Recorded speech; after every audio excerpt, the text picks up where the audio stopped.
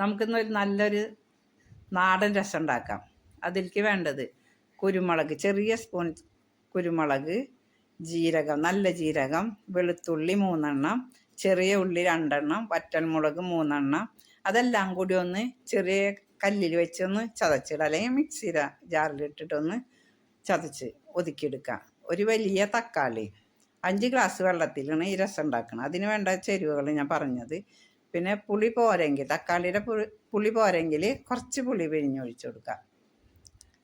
പിന്നെ അതേപോലെ ഒരു നുള്ള് മുളക് പൊടിയും, അതേപോലെ തന്നെ ഒരു നുള്ളി മല്ലിപ്പൊടിയും മഞ്ഞൾപ്പൊടിയും കല്ലുപ്പും കൂടി ഇട്ട് കൊടുത്ത് 5 ഗ്ലാസ് വെള്ളത്തിൽ നിന്നിട്ട് ഈ രസം വയ്ക്കുന്നത്. അതിൻ്റെ കണക്കാണ് ഇപ്പോൾ പറഞ്ഞത്.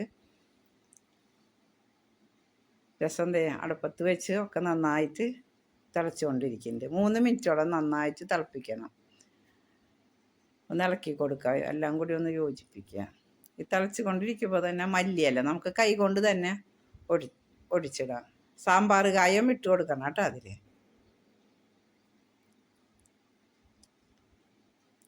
അപ്പം മല്ലിയില ഇതേപോലെ ഇട്ട് കൊടുത്താൽ നമുക്ക് എടുത്ത് കളയാൻ എളുപ്പമാണല്ലേ കഴിക്കുന്ന നേരത്ത്. രസം തയ്യാറായിട്ട് ഇനിയിപ്പോൾ അതിലേക്ക് കാച്ചി ഒഴിക്കാം. 2 സ്പൂൺ വെളിച്ചെണ്ണ ഒഴിക്കുക. കടുകും ഉലുവയും ഇടുക.